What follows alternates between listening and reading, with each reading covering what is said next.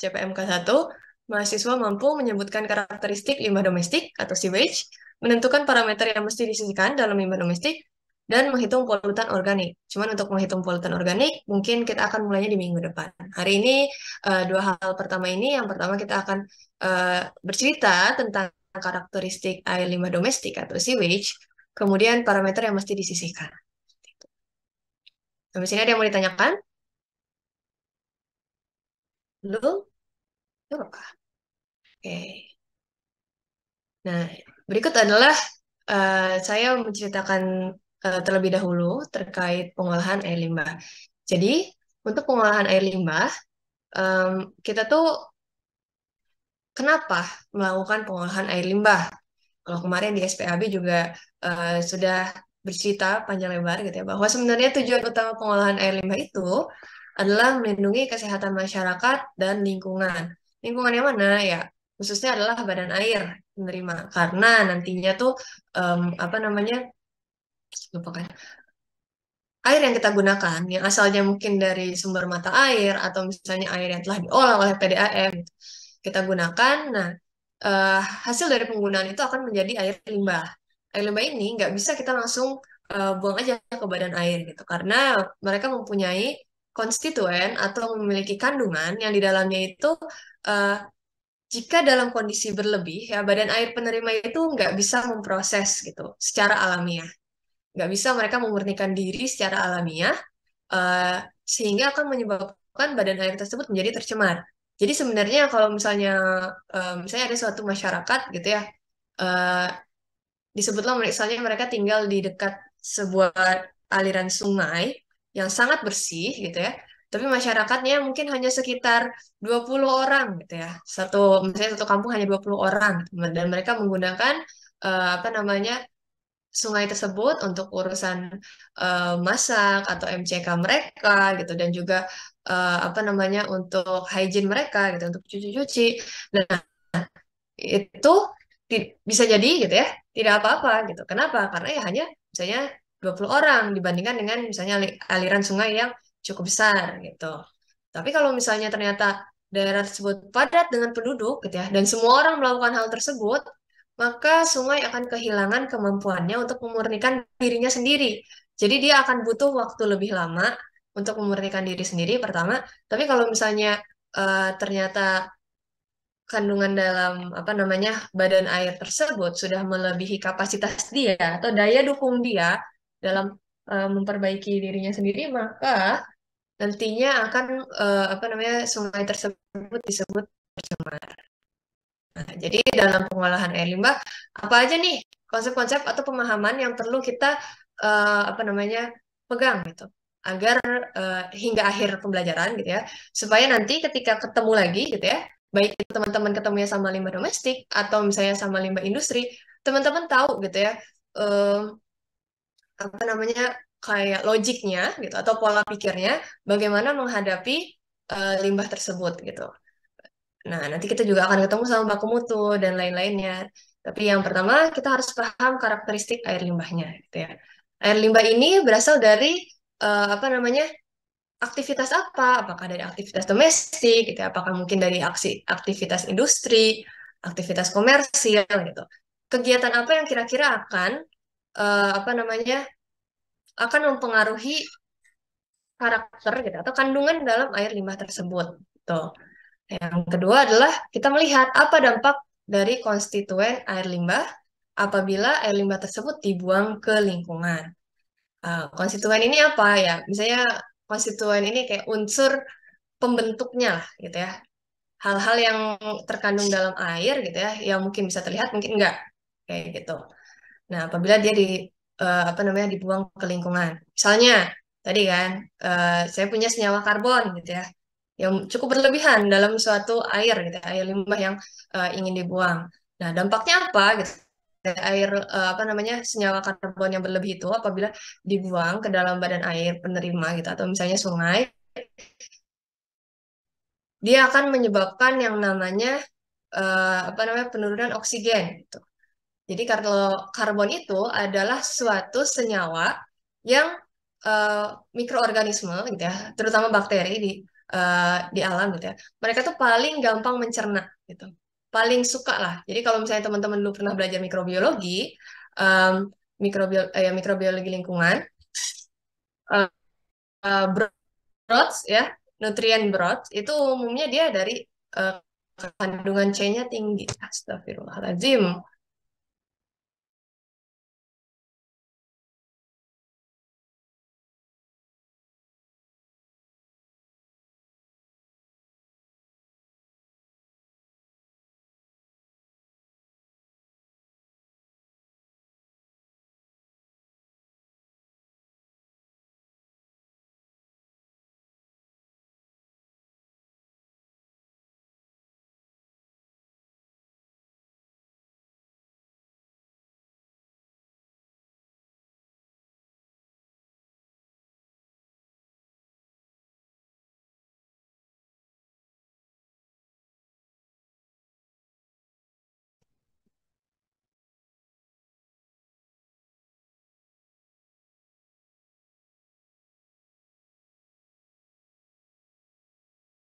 Oke teman-teman, mohon maaf tadi terputus. Eh, Akan saya lanjutkan lagi terkait dampak konstituen air limbah. Oh iya, belum share screen. Oke, apabila dibuang ke lingkungan. Nah, tadi ya, misalnya saya punya C gitu ya, karbon berlebih. Saya buang ke dalam suatu badan aliran sungai tanpa diolah. Nah, dampaknya apa? Dampaknya adalah mikroorganisme di dalam sungai tersebut, mereka akan berlomba untuk mengambil karbon tersebut sebagai sumber makanan mereka. Jadi semuanya bakteri gitu ya, atau mungkin misalnya ada apa namanya makhluk-makhluk lain gitu ya, yang mereka tuh mengambil sumber energinya berupa dari karbon. Nah, itu mereka akan menggunakan energi tersebut dan ketika energi eh, C tersebut digunakan, mereka juga akan mengkonsumsi oksigen gitu. Jadi oksigennya akan berkurang secara otomatis di dalam badan air tersebut. Apa dampaknya oksigen berkurang? Maka terjadi kompetisi antara organisme-organisme yang ada di dalam sungai. Menyebabkan kalau misalnya sungai tersebut memiliki apa namanya biota seperti ikan gitu ya, maka ikan-ikan tersebut akan mati seperti itu. Kemudian eh, dan matinya itu bukan cuma apa namanya ya, salah satunya karena kekurangan oksigen, tapi juga karena penumpukan zat toksik yang dihasilkan oleh mikroorganisme. Jadi kalau teman-teman ingat dulu grafik apa namanya eh, pertumbuhan mikroorganisme, ketika misalnya mikroorganismenya masuk ke dead phase gitu ya, mereka eh, mereka setelah apa namanya setelah mereka menggunakan karbon sebagai sumber energi alias mereka mengkonsumsi karbon tersebut, mereka bukan cuma apa namanya menggunakan oksigen dan karbon, tapi juga mengeluarkan zat sisa dari eh, apa ya namanya metabolismenya dan beberapa zat sisanya kemungkinan bisa toksik baik untuk apa namanya mikroorganisme itu sendiri ataupun untuk lingkungannya termasuk apa namanya biota yang lainnya. Nah, kemudian transformasi dan long-term fate dari konstituen dalam proses pengolahan. Ini maksudnya apa ya? Kalimatnya kayak ribet, tapi kayak gini. Misalnya N gitu ya, ada N masuk gitu. Bentuknya dia sebagai apa? Apakah NO2, apakah NO3. Nah, nanti si N ini tuh dia bisa berubah gitu ya. Dari bentuk yang terlarut misalnya menjadi bentuk yang mudah apa namanya menguap seperti itu. Jadi kan ada apa ya namanya?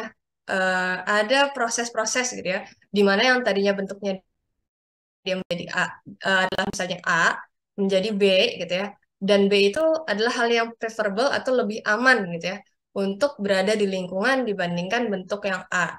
Nah, dengan kita memahami transformasi dan long term fate ini, kita tahu nih ya, kalau misalnya kita nggak bisa mereduksi apa namanya konstituen tersebut, maka kita bisa mengubahnya ke dalam bentuk yang lebih aman. Dan ini menyambung kepada poin keempat, yaitu metode pengolahan, yang mana inti dari metode pengolahan ini gitu ya, kita antara menyisihkan alias apa namanya komponen yang tadinya ada, kita usahakan bagaimana cara komponen itu agar berkurang atau kita memodifikasi gitu ya. Jadi konstituen tadi gitu ya yang bentuknya dia kurang baik untuk berada di lingkungan, kita ubah agar menjadi bentuk yang lebih preferable atau lebih aman untuk berada di lingkungan. Nah, kemudian berlanjut ke sasaran. Jadi untuk pengolahan air limbah beda dengan pengolahan air bersih ya teman-teman. Jadi apa namanya unit-unitnya gitu ya. Walaupun misalnya nanti kita akan bertemu ada namanya sedimentasi lagi gitu ya. Tapi akan beda dengan sedimentasi yang ada di unit pengolahan air minum. Kenapa? Karena tentu saja karakteristik air yang akan kita olah berbeda gitu. Biasanya karakteristik air limbah gitu ya. Ini nih ada 4 yang utama ada di sini gitu. Apa aja yang ingin biasanya kita sisihkan dalam pengolahan air limbah. Yang pertama kita ingin menyisihkan colloidal suspended atau floatable material. Dia akan kenapa sih perlu disisihkan gitu ya? Ya karena hampir sama kayak yang di unit pengolahan air minum, sorry, bahwa mereka ini bisa berpotensi akan mengganggu gitu ya, mengganggu proses-proses selanjutnya seperti itu. Dan juga biasanya colloidal suspended ataupun floatable material ini diukur dengan parameter yang disebut dengan TSS. Nah, yang kedua adalah pengolahan biodegradable organik. Jika dia mengalami kelimpahan gitu ya di badan air alami, sebenarnya badan air alami itu mereka mampu sih memprosesnya supaya jadi jernih lagi. Tapi kalau berlebihan gitu ya, melebihi daya dukung yang mereka mampu,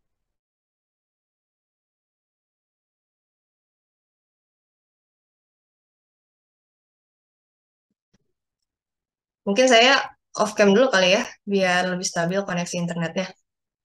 Nah, kalau misalnya tes sorry, BOD ini melebihi dari apa yang sungai tersebut mampu untuk proses, maka nantinya akan berdampak tadi, mungkin eutrofikasi gitu ya.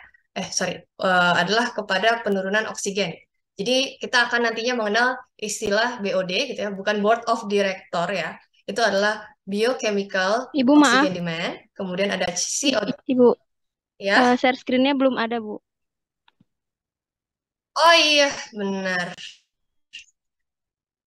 Terima kasih. Kemudian ada nanti kita akan kenal sama jadi BOD ini dia tuh akan sepaket ya.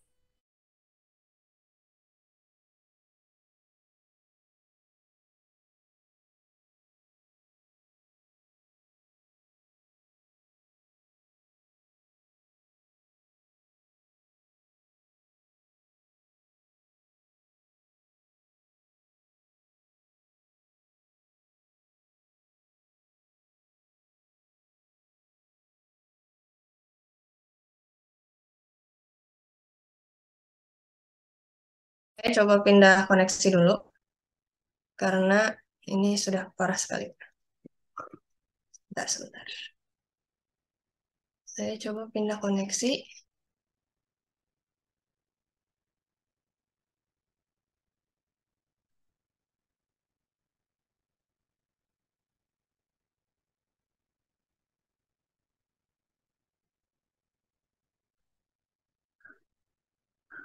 Oh, agak jelek ya.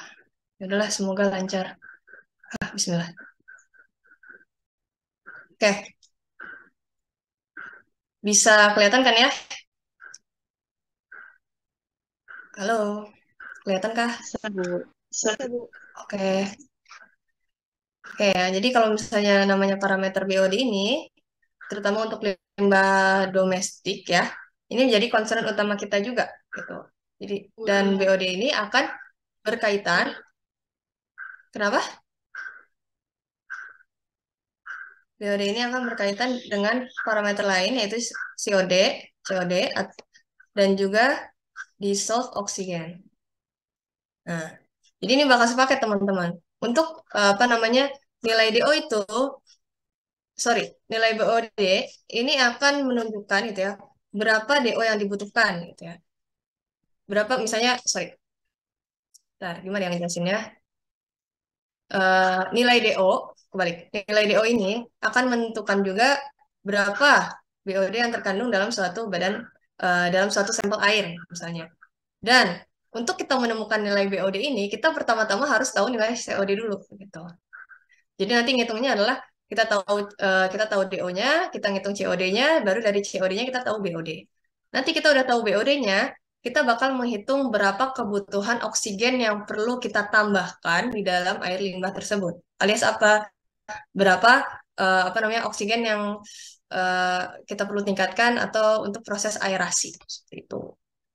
Nah, nanti juga untuk proses dalam pengolahan air limbah nggak cuma proses eh, apa sih namanya aerobik ya, yang alias membutuhkan oksigen.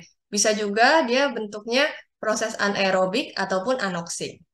Tuh. Dan masing-masing proses itu akan apa namanya bisa menyisihkan kandungan organik tertentu. Misalnya nanti kita belajar aerobik dia concernnya menyisihkan apa, anaerobik apa gitu ya. Ada juga namanya nanti anaerobik fakultatif gitu. Itu tuh sebenarnya apa sih? Gitu. Nah, kita akan belajar dalam kuliah berikut. Saya hapus dulu. Kemudian eh, ini juga nggak kalah penting ya, yaitu eliminasi organisme patogen. Kita tahu kalau namanya apa namanya kemarin kita belajar bahwa eh, jika ada orang ya yang membuang apa namanya hasil buangan feses dan juga urinnya ke dalam em, badan air, tentunya nggak cuma feses dan urin itu, maksudnya nggak cuma senyawa organik yang masuk situ, tapi juga apa organisme patogen alias bakteri-bakteri atau mungkin virus yang dia bisa membawa penyakit gitu ya untuk makhluk hidup ataupun tumbuhan di sekitar lingkungan tersebut gitu. Nah, makanya penting kita untuk mengeliminasi juga organisme patogen ini agar apa? Agar lingkungan gitu ya yang apa namanya yang nantinya menerima hasil air olahan dari WWTP atau dari IPAL ini itu udah nggak mengandung organisme patogen lagi. Lebih advance di negara yang lebih maju, mereka nggak cuma memperhatikan bagaimana cara menyisihkan organisme patogen, tapi juga sampai di titik bagaimana sih menyisihkan kandungan hormon ataupun eh, apa ya kandungan obat-obatan yang manusia konsumsi gitu ya dia masuk ke dalam air limbah. Nah itu bagaimana supaya bisa disisihkan sebelum nanti akhirnya air limbah hasil olahannya itu dibuang ke badan air penerima. Dan terakhir adalah penyisihan nutrien N dan P. Nah, tadi kan di kuis ya saya jelaskan kalau misalnya N dan P ini concernnya adalah dia akan mempengaruhi di apa namanya di alamnya itu memicu adanya eutrofikasi. Gitu. Terjadinya eutrofikasi, kelimpahan N dan P, kemudian apa? Efeknya menjadi algal bloom. Oke, selanjutnya adalah konsep dasar pencemaran lingkungan. Ya, di konsep dasarnya bagaimana sih sebuah lingkungan itu bisa tercemar? Kita perlu tiga komponen. Yang pertama adalah sumber, lingkungannya sendiri, dan juga reseptor. Ya. Sumber ini bisa berasal dari sumber biogenik atau alamiah, ataupun yang kedua adalah antropogenik, gitu ya. Manusia atau buatan manusia. Ya. Jadi dari aktivitas manusia gitu, bukan alam yang memproses gitu. Nah, misalnya aktivitas industri, contoh kayak gitu. Nah, dari sini sumber ini mereka akan mempengaruhi lingkungan gitu. Lingkungan apa aja yang terpengaruhi yaitu ada atmosfer, hidrosfer, dan juga litosfer. Nah, apa aja? Berarti kan udara, air, dan juga tanah ya yang terpengaruh. Kemudian dari lingkungan tersebut, ya, mereka mengalami perubahan dan nantinya akan berpengaruh terhadap reseptor. Siapa aja reseptor? Yaitu manusia, tumbuhan, hewan, ataupun material. Ya. Alias komponen abiotik. Ya. Nah, lingkungan ini gitu ya. Jadi sumber dan lingkungan itu akan saling mempengaruhi gitu ya. Ketika misalnya lingkungannya ini apa namanya terganggu gitu ya dari kondisi awalnya, dia juga bisa menyebabkan suatu bencana baru atau misalnya sumber pencemaran lingkungan yang baru. Seperti itu. Nah, sampai situ dulu sebelum saya masuk ke regulasi, ada yang mau bertanya? Saya kasih waktu 2 menit ya, teman-teman. Untuk teman-teman mungkin mencerna terlebih dahulu, ataupun jika ada yang mau bertanya, saya persilahkan. Saya tunggu sampai 10.38.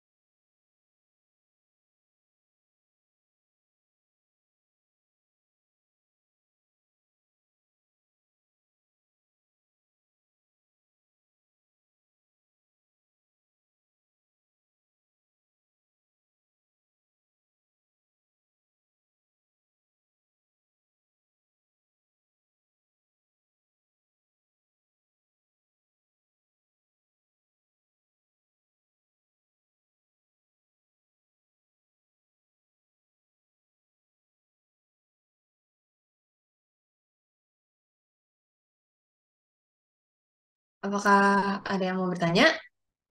Kalau belum ada, ya nggak apa-apa. Sambil saya lanjutkan ya, teman-teman. Jangan ragu kalau ingin bertanya, bisa via chat ataupun via on mic. Seperti itu. Di sini saya mencoba untuk lebih pelan dari apa namanya pace mengajar saya di semester lalu. Makanya saya akan mengambil break gitu ya di sela-sela penjelasan. Maka kalau misalnya teman-teman apa namanya ada yang kurang jelas gitu ya terkait penjelasan saya terlalu cepat ataupun ada hal lain gitu ya di luar penjelasan saya tapi masih berhubungan dengan pembelajaran kita, maka dipersilahkan teman-teman untuk bertanya. Kita berdiskusi di sini bareng-bareng ya. Oke. Jadi untuk regulasi atau peraturan ini beda ya. Enggak sih, enggak beda. Sebenarnya mirip juga dengan em, apa namanya? Saya jadi lupa. Oh, dengan baku mutu yang ada di air minum. Tapi kalau misalnya di air minum, gimana ya saya gambarnya? Semoga kelihatan ya. Kita pakai warna kuning. Nah, kalau di air minum gitu ya, kita punya sungai. Nah, sungai ini jadi sumber gitu ya, sumber air minum yang nantinya akan diolah gitu ya, lewat IPAM gitu ya. Anggaplah ini IPAM gitu ya. Nah, nanti hasilnya gitu ya, itu akan menjadi air minum. Anggaplah ini botol atau misalnya apapun gitu ya, yang menandakan bahwa ini adalah air minum. Nah, kalau misalnya di air apa namanya? Kalau misalnya di air minum gitu ya, baku mutunya adalah di sini gitu ya, di sungainya dan juga di sini di kualitas air minumnya ya. Nah, kalau misalnya di kita gitu atau misalnya di air limbah ini berbeda. Jadi jangan sampai ketukar karena effluent standar dan juga stream standar ini bisa sangat mengecoh ya. Bentar. Ini gimana cara ngapusnya? Hapus dulu. Hapus dulu. Nah, jadi kalau misalnya di stream standar, sorry, di air limbah, kita ini akan berceritanya seperti ini. Ini kelihatan nggak ya? Semua kelihatan. Nah, eh, kita punya misalnya ya, limbah dari rumah tangga gitu ya, atau dari industri gitu ya. Ini cerobong, anggaplah cerobong. Gitu ya. Nah, ini dari apa namanya rumah tangga dan industri gitu ya. Dia akan misalnya masuk ke sebuah IPAL gitu ya. Anggaplah ini IPAL juga. Nah, si IPAL ini dia setelah memproses ada namanya anggaplah ini pipa yang membuang ya untuk ke sungai. Nah, ada namanya stream standar. Nah, ini nih, sorry, ini adalah effluent standar. Jadi berapa yang dia keluarkan gitu ya, berapa kualitasnya yang dia keluarkan dan ini nanti ada sungainya. Ini baru sungainya. Ngeng. Dan ada baku mutu streamnya gitu. Jadi mereka tuh nggak cuma ngitung, oh ya udah gitu ya, baku mutu apa namanya si limbahnya sekian gitu, yang diatur oleh pemerintah. Tapi mereka harus menghitung juga bagaimana gitu ya, si stream standar ini itu apa namanya baku mutu yang sorry, limbah yang dibuang di sini gitu ya, dia akan tetap menjaga sungainya ini memiliki apa namanya baku mutu yang relatif sama. Jadi nggak berubah. Misalnya dari kelas 3 gitu ya, misalnya sorry dari kelas 1 gitu ya. Begitu ada apa namanya pabrik gitu ya atau misalnya buangan limbah domestik gitu ya hasil dari IPAL gitu ya yang udah diolah masuk ke sini gitu ya. Tiba-tiba streamnya berubah jadi kelas 3. Nah, ini jangan sampai kayak gitu. Jadi makanya perhitungan untuk apa namanya eh, berapa baku mutu di sini itu akan sangat dipengaruhi juga oleh berapa baku mutu di sungainya. Semoga bisa dipahami. Apa yang saya gambar di sini padahal sebenarnya beringat juga nanti ada pagannya. Nah, ini ya, ini adalah hubungannya gitu. Kenapa perlu ada dua baku mutu sih gitu kan ribet aja gitu. Mana baku mutunya bukan di awal sama akhir gitu, tapi di akhir dan akhir gitu. Kan ini cukup membuat pusingan ya. Tapi ya karena ini gitu, karena kebutuhan kita adalah meningkatkan kualitas air gitu. Jadi sebenarnya bukan cuma menjaga ya, harusnya sih paling minimum gitu ya, bare minimumnya adalah menjaga kualitas air, badan air penerima itu tetap sama gitu. Tapi kalau misalnya tujuannya untuk meningkatkan kualitas air gitu, maka sangat diperlukan adanya dua baku mutu ini. Di penghasil limbah cair dia akan membuang limbahnya itu ke badan air penerima. Ini harus memperhitungkan stream standarnya gitu. Nah, ada juga dari pemerintah effluent standar. Nah, effluent standar ini gitu ya adalah kadar minimum mereka gitu ya yang harus dipenuhi sebelum akhirnya buang ke badan air penerima. Nah, tapi gitu ya eh, bukan berarti mereka cuma apa namanya memperhatikan gitu ya memperhitungkan si effluent standarnya gitu. Mereka harus memperhatikan stream standarnya. Kalau misalnya ternyata kualitas air sungainya makin buruk gitu, berarti si effluentnya yang harus makin bersih seperti itu. Karena ya sungainya harus dijaga agar dia kualitasnya bisa meningkat gitu. Nah, kalau kata dosen saya yang beliau adalah dosen sangat pengalaman di air limbah gitu ya, saya pernah bertanya gitu, Pak, gitu ya, walaupun misalnya pemerintah sudah menerapkan dua baku mutu, yaitu stream standard dan effluent standard, tetap aja di apa namanya di kasus di dunia nyata adalah industri itu kadang suka nakal gitu, membuang limbahnya langsung ke sungai. Gitu. Ketika apa? Misalnya ketika hujan gitu ya. Ketika hujan biar ya walaupun ada pengenceran tetap aja kan apa namanya limbah tersebut adalah limbah raw gitu ya. Limbah yang masih mentah belum diolah gitu. Artinya itu masih dalam kekuatan sekuat-kuatnya limbah gitu. Masuk ke badan air. Nah, seperti itu. Dan tentunya itu akan sangat mempengaruhi ya kualitas dari badan air tersebut. Nah, kemudian ya dosen saya itu menjawab gitu bahwa namanya gitu ya kerusakan di suatu badan air itu bukan cuma dosa satu buah industri gitu ya ataupun misalnya eh, sekelompok masyarakat yang membuang di sana, tapi itu adalah dosa kelompok gitu ya, dosa komunal gitu, dosa jariah bahwa semua orang itu ya mereka nggak peduli gitu ya gimana gitu ya karena mereka tahu namanya pengolahan limbah itu it cost some money gitu dan mereka nggak mau kehilangan uang tersebut gitu ya memilih untuk membuang gitu ya limbah tersebut tanpa diolah gitu karena mereka merasa itu lebih murah untuk keberlangsungan misalnya usaha mereka gitu ya atau misalnya ya hal-hal lainnya gitu jadi mereka membuang ke sungai aja gitu. Akhirnya apa kualitas sungai gitu ya tentunya terus menurun gitu dari tahun ke tahun seperti itu. Jadi walaupun sudah pemerintah tuh membuat apa namanya rencana preventif gitu ya, adanya stream standar, adanya effluent standar itu, kenyataan di lapangan praktik seperti itu akan tetap ada. Tapi ya eh, bayangkan lagi gitu ya kalau misalnya stream standar itu nggak ada sama sekali gitu. Dan effluent standar ini gitu ya ditetapkan gitu ya, eh, kemungkinan gitu ya revisinya akan memakan jarak gitu ya, minimal 5 tahun lah. Padahal namanya industri itu tetap berkembang gitu ya dengan cepat gitu. Pasti tiap tahun ada aja lagi pabrik baru gitu, ada aja lagi usaha baru gitu dalam sebuah kawasan gitu ataupun eh, daerah seperti itu.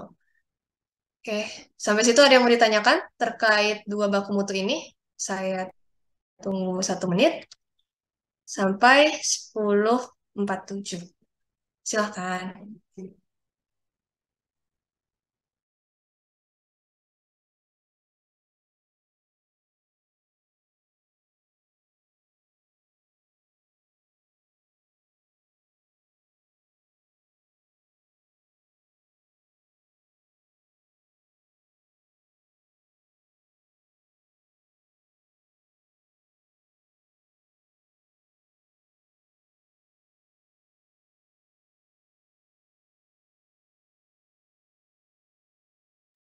Oke, ada yang mau bertanya? Jika belum ada, maka saya lanjutkan terlebih dahulu ya. Nah, berikut terkait baku mutu atau standar yang ada di Indonesia. Tuh. Jadi kalau misalnya dulu yang apa namanya, ya dari saya pas kuliah juga sih, baku mutu yang di apa namanya, yang berlaku untuk air limbah ya. Peraturan Menteri Lingkungan Hidup RI nomor 5 tahun 2014 ini tentang baku mutu air limbah. Di sini ada macam-macam baku mutu, jadi nggak cuma limbah domestik ya. Lebih tepatnya ini untuk tiap apa ya namanya eh, industri yang umum, misalnya industri tekstil, industri apa namanya pulp and paper, industri karet dan lain-lain. Ini diatur ya dalam eh, Permen LH nomor 5 tahun 2014. Nah, kemudian khusus untuk apa namanya Permen LHK nomor sekian yang panjang ini. nomor 68 tahun 2016 gitu ya. Ini mengaturnya tentang baku mutu limbah domestik. Berarti peraturan ini udah eh, apa namanya digunakan selama 7 tahun gitu ya. Kalau sekarang sampai 2023. Berarti belum di apa namanya belum ada revisi lagi. Dan bahkan ini udah mencapai 9 tahun ya teman-teman. Belum ada pembaharuan lagi terkait baku mutu air limbah. Seperti itu.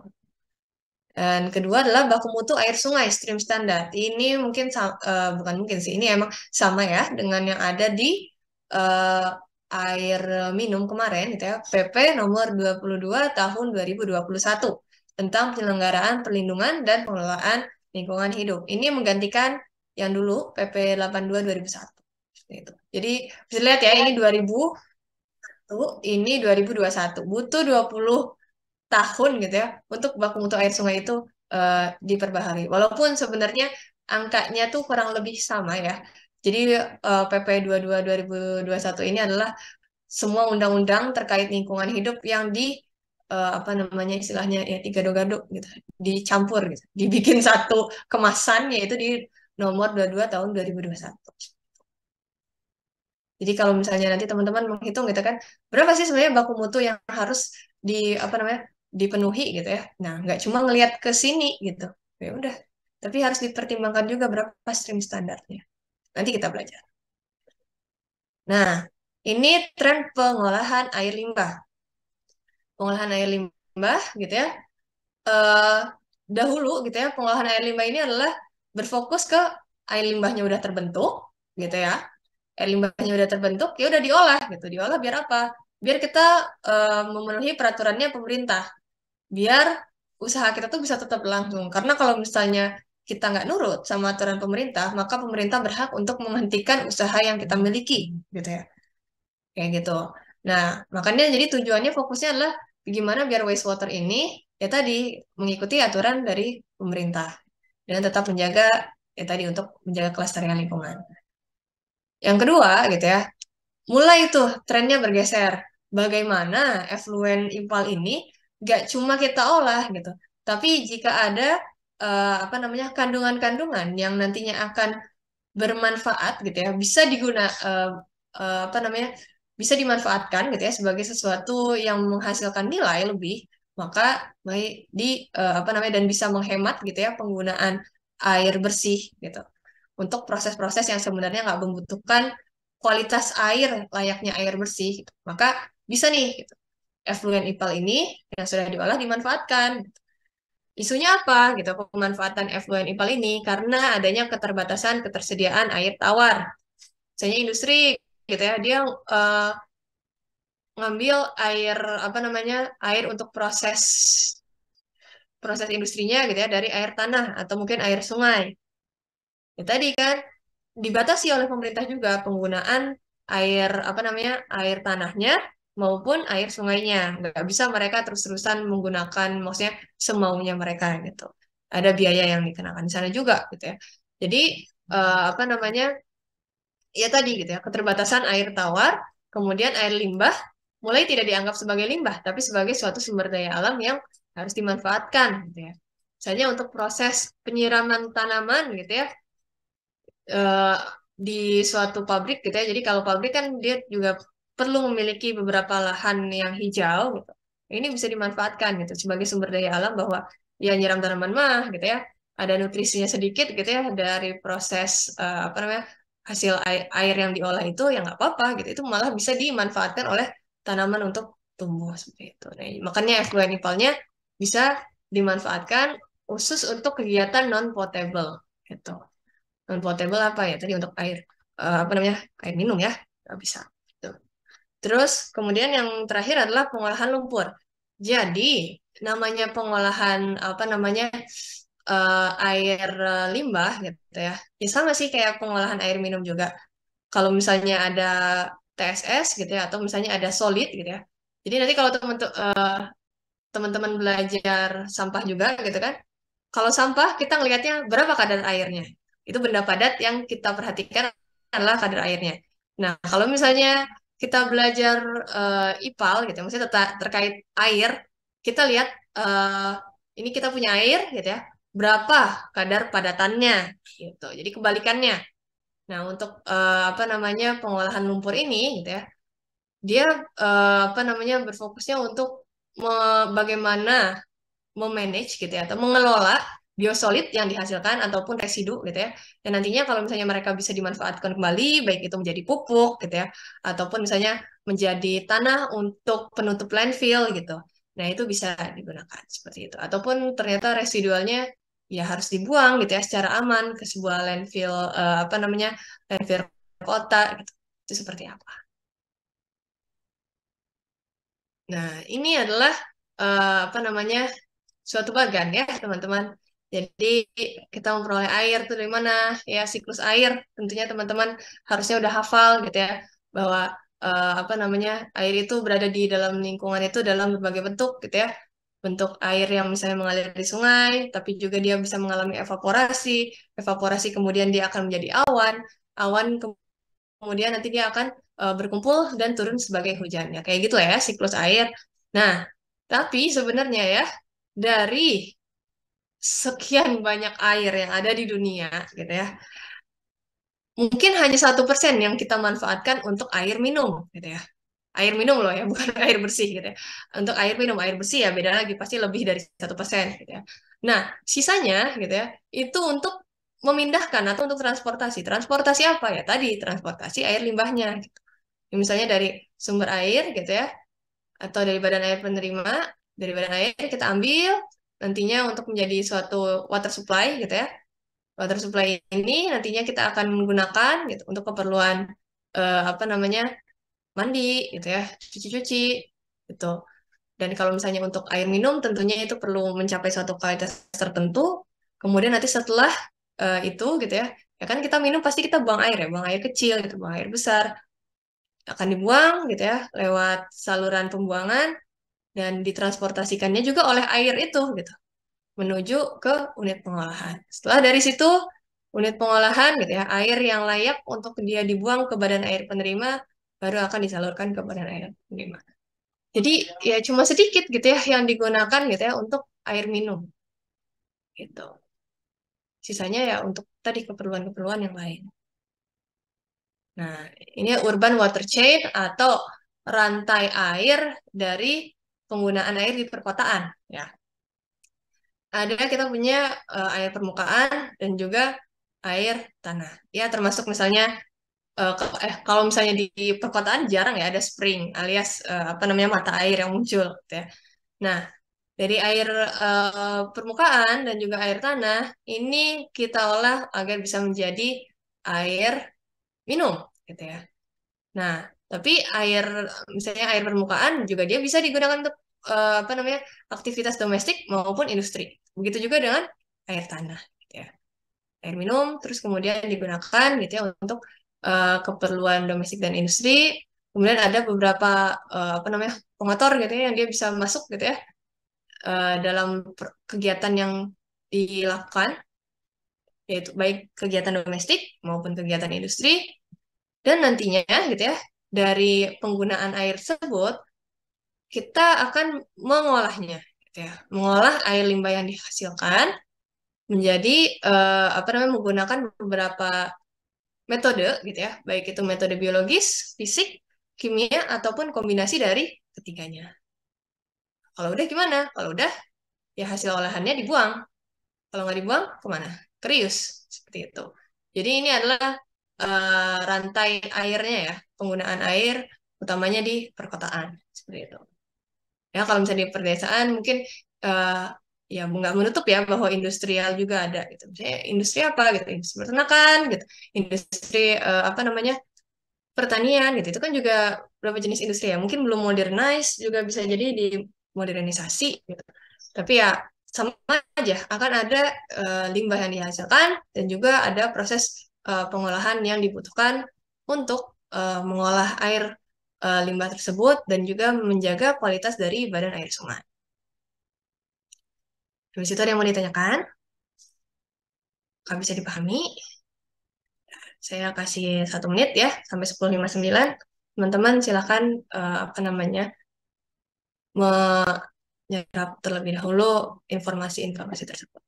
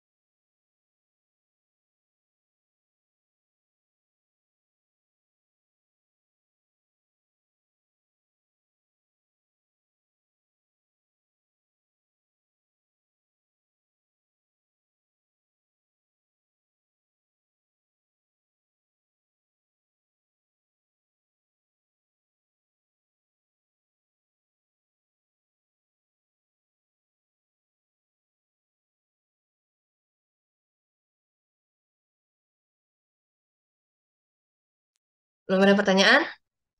Ya, saya anggap teman-teman masih bisa mengikuti ya, masih bisa memahami. Oke, saya lanjutkan.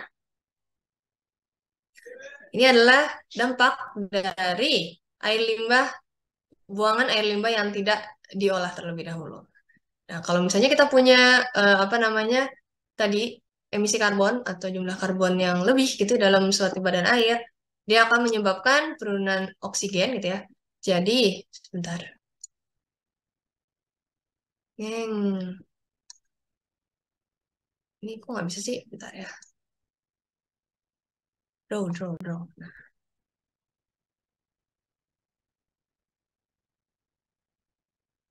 Nah, jadi oksigen menurun gitu ya. Berarti DO-nya, ya salah.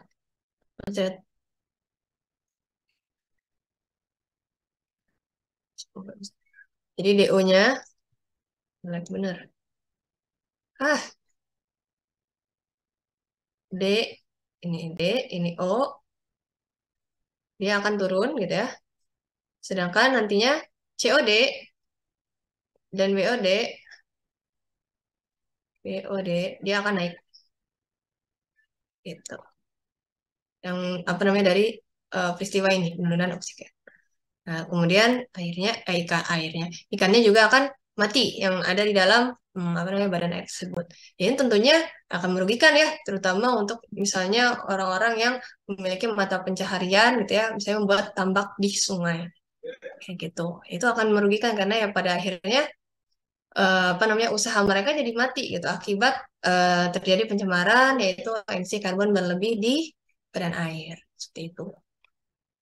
Kemudian kalau untuk N dan P gitu ya, nitrogen dan juga fosfor, gitu, dia akan menyebabkan namanya eutrophication. Ini kelebihan nutrisi di dalam suatu badan air yang akan juga bisa apa namanya berimplikasi pada munculnya alga bloom. Gitu.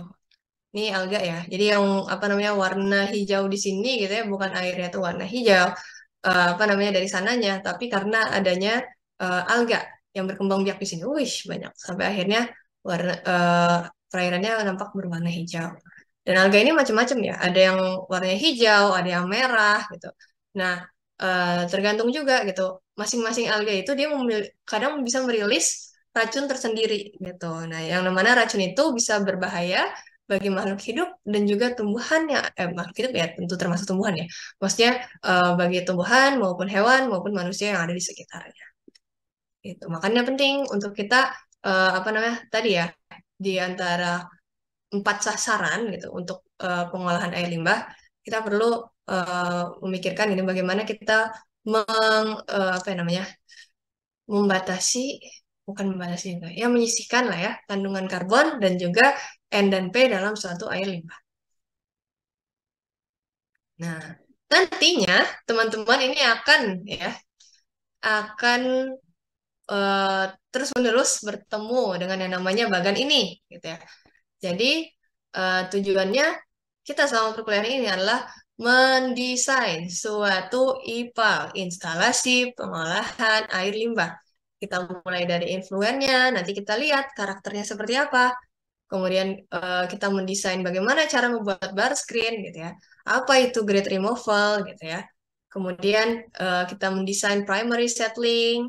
Primary settling ini dia akan menghasilkan sludge gitu kan. Sludge-nya ini akan masuk ke thickener. Nah, thickener ini fungsinya untuk apa ya? Tadi mengentalkan sludge. Nah, nantinya baru setelah sludge atau lumpur yang dihasilkan lebih kental akan masuk ke sludge digester gitu.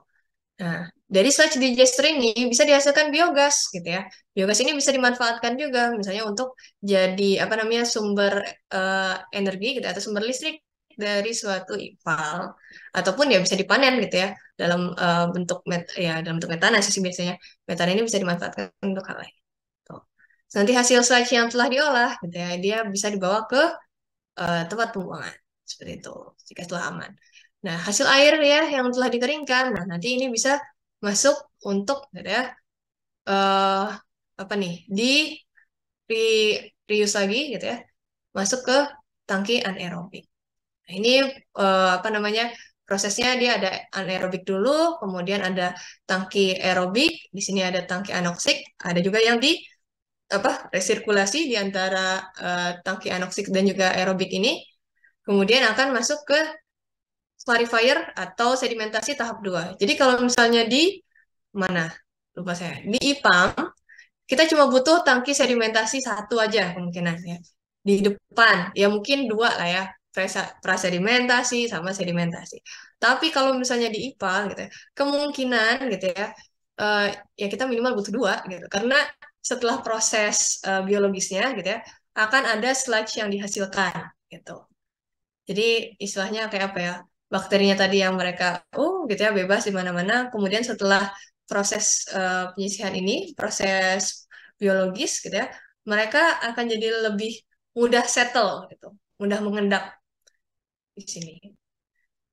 Gitu. Jadi prosesnya bukan apa namanya kalau di mana di PAM itu kan ada namanya proses penambahan kok jadi lupa apa namanya koagulasi, flokulasi ya. Kemudian sedimentasi. Nah, kalau ini dia ada primary settling dulu dan apa namanya nantinya ada final clarifier. Ini fungsinya masing-masing beda ya. Dan pemposisiannya itu juga bisa beda-beda. Tergantung kita mau bikin apa namanya, tergantung gimana karakteristik limbahnya gitu. Berapa biaya yang kita miliki dan juga kita mau bikin konfigurasinya itu seperti apa gitu. Jadi ya bisa saya janjikan bahwa kalau misalnya teman-teman merasa wah kewalahan gitu ya menggambar ketika IPAM gitu ya, ini akan lebih berat teman-teman. Selamat ya, semangat bisa. Harusnya belajar IPAM kemarin udah apa namanya udah membuat teman-teman lebih terlatih ya untuk menggunakan mahir menggunakan AutoCAD. Jadi di semester ini walaupun misalnya unitnya bertambah gitu, tapi teman-teman bisa menghandle-nya dengan lebih baik, gitu, menghadapinya dengan baik. Kemudian nantinya setelah final clarifier akan bisa jadi ada tambahan post treatment gitu ya. Apakah butuh ya tentunya kadang butuh desinfeksi gitu ya ataupun unit-unit pengolahan lain gitu ya. Unit pengolahan N, unit pengolahan P gitu. Nah, itu juga bisa ditambahkan kayak gitu. Dan barulah effluentnya dibuang ke badan air. Nah, ini contohnya misalnya C-nya gitu ya. Dilihat gitu ya BOD-nya berapa yang goal-nya gitu, P-nya juga berapa, N-nya juga berapa. Seperti itu. Nah, ini setelah saya ngasih apa namanya review gitu ya terkait nantinya unit macam apa yang teman-teman em, apa namanya yang akan teman-teman gambar, yang akan teman-teman mungkin rancang, sorry bukan gambar doang, teman-teman rancang. Nah, kita melihat lagi gitu ya kondisi di apa namanya di dunia gitu ya di dunia nyata ini bahwa sebenarnya kenapa IPAL ini penting gitu ya. Kenapa kita penting untuk mempelajari ini? Ini salah satu kalau misalnya kemarin kalian belajar IPAM dan sekarang IPAL, dua hal ini adalah core-nya gitu ya, core-nya TL yang membedakan gitu ya. Kalau kita kan TL kita belajar proses ya, mirip sama Tekim gitu. Kita juga belajar sipil, mirip ya sorry. Kita juga belajar konstruksi gitu ya, sedikit-sedikit mirip dengan sipil gitu. Tapi inilah core-nya yang apa namanya teknik lain itu nggak punya gitu bahwa kita ini memperhatikan juga bagaimana kesehatan orang-orang gitu ya akibat dari tadi misalnya mereka tidak bisa memiliki akses terhadap air minum maupun mereka nggak punya akses terhadap sanitasi. Kenyataannya bahwa sekitar 1 kali 10⁻⁹ berapa tuh nolnya banyak banget ya sekitar segitu ya orang itu nggak punya akses terhadap uh, air minum gitu. Paling besar di Asia 63%. Gitu. Yang kedua di Afrika, kemudian di Amerika Latin gitu ya, lawan Karibia, dan yang terakhir adalah di Eropa. Dan 2,4 kali 10⁻⁹ orang, itu banyak lah ya teman-teman, miliaran, triliunan, lupa saya ngitungnya. Nah orang ini mereka nggak punya akses terhadap sanitasi, dan 80%-nya adalah di Asia. Nah, berarti PR kita tuh masih banyak. Jadi kalau misalnya teman-teman mikir, wah, jadi kerja di teknik lingkungan jadi apa gitu ya, jadi tukang ledeng bukan gitu teman-teman. Ini tuh PR kita masih banyak. Harusnya masih banyak gitu ya, atau banyak sekali gitu ya, kesempatan untuk kita itu bisa memanfaatkan keilmuan kita gitu ya. Masih banyak PR dan untuk selama-lamanya gitu ya. orang teknik lingkungan tuh akan punya kerjaan harusnya. Kenapa? Karena kalaupun semua industri berhenti gitu ya, orang tuh akan tetap buang air gitu. Karena manusia ya tetap seperti itu mekanismenya. Mereka makan ya mereka apa namanya memproses itu untuk menjadi energi, melakukan kegiatan gitu ya. Nah, nanti hasilnya sisanya adalah mereka berdefekasi gitu. Dan proses itu nggak akan berubah mau sampai puluhan tahun, ratusan tahun kemudian karena ya terbukti dari apa namanya ratusan abad yang lalu gitu ya, manusia tuh masih ya sama aja gitu berdefekasi gitu, membuang buangan, membuang kotoran seperti itu. Nah, ini bedanya ya industrialized country dengan negara masih berkembang. Ya. Kalau misalnya apa namanya industri yang dia udah apa namanya istilahnya negara yang udah berkembang gitu ya, mereka udah melakukan otomasi, ya mereka udah lebih ya banyak lah ya, udah beberapa step ahead gitu ya dibanding negara berkembang.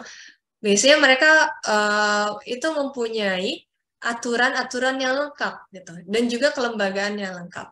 Ini kelembagaan penting nih. Kenapa? Karena ya namanya di Indonesia gitu ya, apalagi sistem hukum kita gitu, penting untuk ada lembaga yang menaungi gitu ya. Supaya apa? Supaya ya proses itu tuh bisa dikontrol gitu dan juga hukumnya tuh bisa diimplementasikan gitu. Nah, bisa diawasi seperti itu. Apakah hukumnya benar-benar berjalan gitu. Nah, kalau misalnya hukumnya nggak berjalan atau misalnya orangnya tidak memenuhi hukum, maka akan ada konsekuensinya gitu.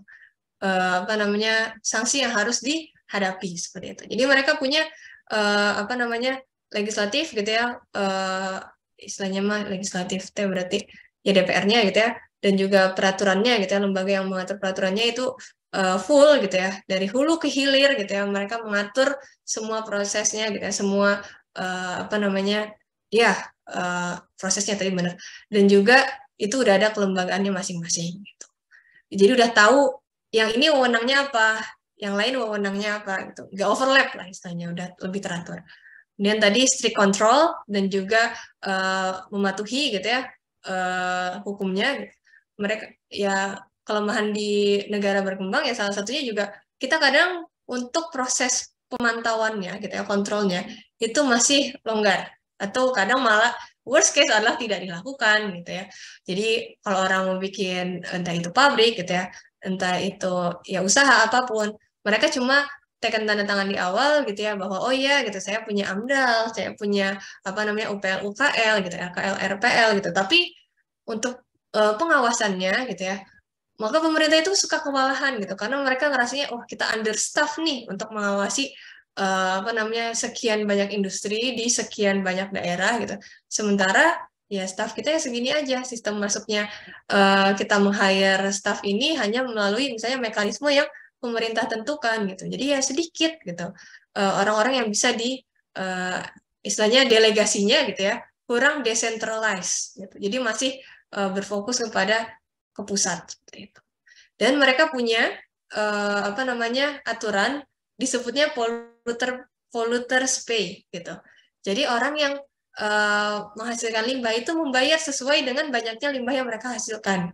Nah, mereka itu jadi gini, misalnya mereka sampai menentukan gitu ya bahwa tiap orang gitu ya, misalnya saya gitu ya, uh, itu minimal harus membayar sekitar 40 sampai 80 euro gitu ya. Jika saya tinggal gitu ya. Kenapa? Itu tuh jadi kayak biaya IPL-nya lah ya. IPL yang harus dibayarkan wajib dibayarkan ke pemerintah. Karena pemerintah udah membuat suatu sistem gitu ya di mana semua apa namanya? Semua jaringan air limbahnya itu terkoneksi dan itu masuk di IPAL, diproses gitu ya. Warga itu menikmati lingkungan yang sudah apa namanya udah rapih gitu, yang udah terjaga seperti itu. Jadi bahkan tiap individunya itu di-charge gitu, berapa pajak yang harus mereka bayar untuk lingkungan gitu. Jadi kebayang ya kalau misalnya satu kakak gitu ya, ada 2 orang sama ada misalnya 5 orang ya tentu beda gitu ya. Tergantung berapa banyak orang yang tinggal di rumah tersebut gitu. Berapa banyak anggota keluarga yang ada di situ. Kalau misalnya di Indonesia ya tentu susah ya. Kenapa gitu? Boro-boro mau men-charge gitu ya warganya untuk buang air gitu ya.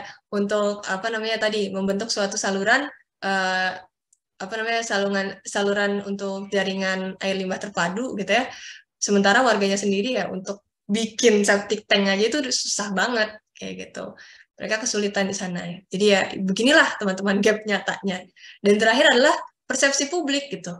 Untuk negara-negara yang mereka udah apa namanya tergolong maju gitu ya, ya GDP-nya juga udah tinggi tentu aja. Persepsi publiknya itu beda gitu terhadap lingkungan. Ya mereka tahu wah ini apa namanya it cost a lot gitu ya. Itu membutuhkan biaya yang tinggi bagi mereka untuk membayar tadi pajak untuk lingkungan. Tapi mereka paham gitu bahwa pajak yang mereka bayar ini gitu ya, nggak mereka nikmati sendiri gitu ya. Itu untuk apa namanya untuk rakyat banyak dan juga untuk uh, lingkungan di masa depan gitu, lingkungan anak cucu mereka gitu. Ya kalau misalnya membandingkan dengan Indonesia, wah susah Bu gitu ya. Belum lagi misalnya apa namanya bagaimana dengan institusi gitu ya, atau misalnya pejabat-pejabat yang korup gitu ya. Boro-boro rakyatnya mau apa namanya percaya bayar pajak dan lain-lain gitu kan. Kemarin aja kasusnya banyak dan lain-lain. Itulah susahnya ya teman-teman. Maksudnya kita uh, emang namanya apa namanya belajar IPAL ini juga pasti kita melihatnya ke negara yang lebih dulu mengimplementasikan gitu ya. Mereka yang lebih dulu punya pengalaman lebih lama gitu ya. Tapi balik lagi untuk hal-hal di luar teknis gitu ya. Jadi aspek non teknis dari pengelolaan apa namanya air limbah ini itu sangat sulit gitu. Kalau misalnya kita menilik kondisi Indonesia sekarang. Tapi bukan berarti nggak mungkin gitu ya.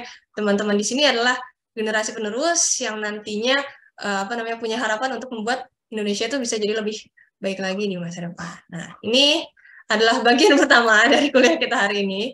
Saya akan ganti slide. Tapi untuk sebelumnya, karena apa namanya panjang ya kelas kita hari ini, saya kasih break untuk kita semua selama 5 menit. Jadi ketemu lagi di 11.21 ya teman-teman. Kalau mau ada bedroom break gitu ya, atau misalnya mau teman-teman juga sambil ngambil air minum atau apa, dipersilahkan.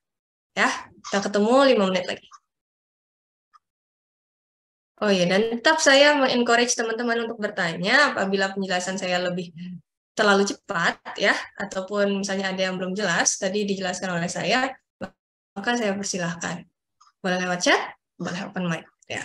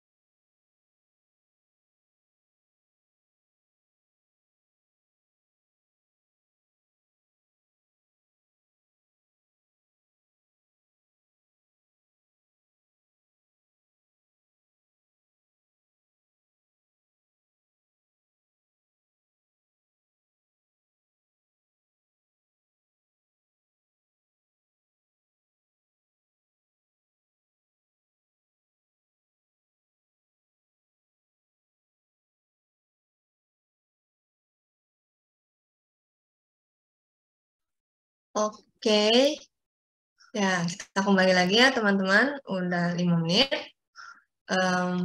Maka saya mau share screen lagi, kait bahasan baru kita, yaitu tentang wastewater karakteristik atau karakteristik air buangan.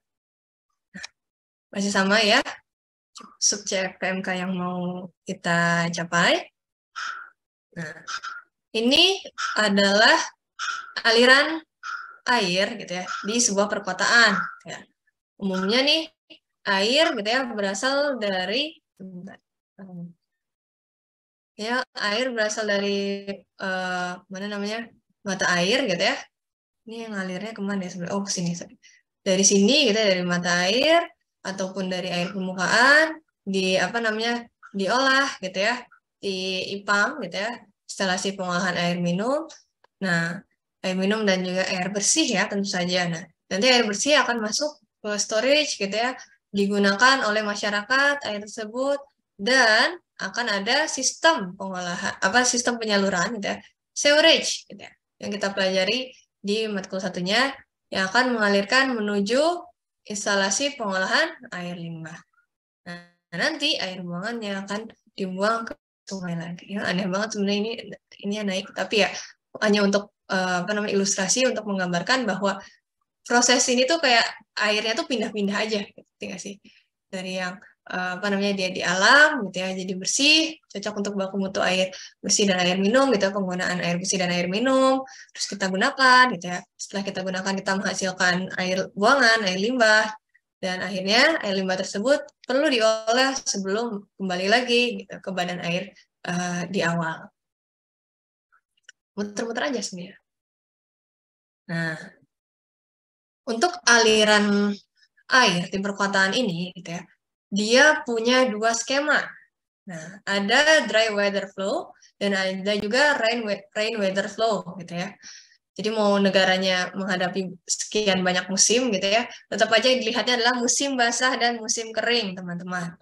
Dilihat, gitu ya, ketika misalnya musim, terutama ini untuk negara yang dia menggunakan sistemnya, gitu ya, bisa jadi memilih sistemnya untuk tercampur ataupun terpisah gitu sewernya. Karena nanti akan mempengaruhi juga berapa ukurannya gitu ya. Bagaimana kandungan di dalam air limbahnya gitu kan. Kira-kira parameter apa yang meningkat ketika hujan turun seperti itu.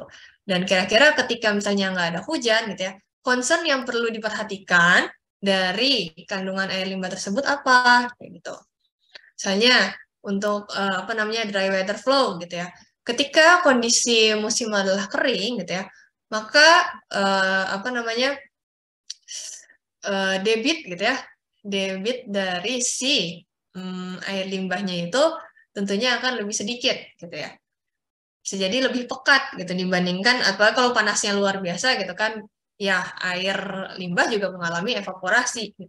Nah, kalau misalnya salurannya kurang baik gitu ya, sewerage-nya kurang baik, mengalirnya nggak dalam kecepatan yang seharusnya gitu ya, bisa timbul kondisi septik gitu ya. Kondisi septik yang kemarin saya ceritakan gitu, bahwa ada perkembangan gitu ya mikroorganisme yang cukup pesat di dalamnya sehingga akhirnya menghasilkan bau gitu di ya kalau saluran air limbah maksudnya pasti bau lah ya kan karena itu kotoran yang dibuang gitu. Tapi baunya ini yang bau banget gitu ya sampai mengganggu gitu. Nah, jadi kalau untuk dry water flow yang perlu diperhatikan adalah household waters-nya gitu ya, terutama household usage-nya gitu, terus kemudian juga industrial effluent-nya gitu. Kira-kira berapa nih? Walaupun sebenarnya umumnya ya industri sama rumah tangga itu akan mengalir di saluran yang berbeda. Tapi tetap aja ketika ketika musim hujan gitu ya, kita punya saluran tersendiri untuk saluran limbah rumah tangga gitu ya, dan perkotaan juga punya atau misalnya kawasan gitu ya punya saluran tersendiri untuk limbah industri. Kalau hujan gitu ya, air ngalirnya kemana? Sama-sama ke bawah. Saluran biasanya ada di mana? Adanya di bawah. Ya pasti debitnya akan bertambah seperti itu. Dan air hujan itu biasanya nggak cuma membawa air ya, air tok gitu, nggak. Dia membawa pengotor baik itu dari langit juga dan juga dari tanah gitu. Kalau misalnya daerahnya termasuk yang berdebu gitu ya, banyak dirt, banyak grit, itu akan terbawa juga gitu ya masuk ke dalam saluran penyalurannya. Masuk ke dalam saluran penyaluran nantinya akan apa namanya? End up di mana? End up di IPAL kayak gitu. Akan menambah beban apa namanya? Pengolahan dari IPAL yang akan kita desain seperti itu. Maka dari itu penting buat kita itu memperhatikan ya berapa debit maksimalnya gitu ya ketika RWF ini rain weather flow gitu ya. Ketika musim hujan berapa? Misalnya 7.500 per orang per hari gitu. Bukan berarti tiap orang tuh makainya tuh 7.500 ya gitu. Enggak, ini tuh tambahannya karena hujan gitu. Jadi mungkin penggunaan biasanya tuh cuma 130, cuman kalau hujannya deras gitu ya, deras banget, terutama ini bisa sampai 7.500 lah kalau misalnya di rata-rata gitu ya, dengan berapa jumlah penduduk yang ada di daerah tersebut. Kemudian ada juga debit maksimum ketika dry weather flow. Gitu. Jadi ketika misalnya musim kering, gitu, berapa debit maksimumnya sekitar segini. Dan juga hydraulic design gitu ya untuk apa namanya key rata-ratanya gitu dan juga key min-nya dan juga average key min-nya debit ratanya seperti ini gitu ya kita harus bisa memperhatikan ya gitu kira-kira ketika misalnya apa namanya debitnya lagi tinggi nih ya berarti di hulu gitu seperti IPAL kita tuh harusnya bisa menampung seberapa banyak gitu. Kalaupun misalnya tertahan berapa yang tertahan gitu kita perlukah membuat apa namanya kolam tersendiri gitu atau misalnya station tersendiri sebelum akhirnya si airnya itu masuk ke dalam IPAL gitu atau seperti apa rekayasa yang bisa kita lakukan nantinya air limbah tersebut itu ya jangan sampai gitu ya mengalir ke tempat yang salah ya. Misalnya salurannya jebol atau kemana jadi limbahnya kemana-mana ya itu adalah case yang tidak ingin yang sangat tidak kita harapkan seperti itu. Nah, dan gitu ya, kalau misalnya zaman dulu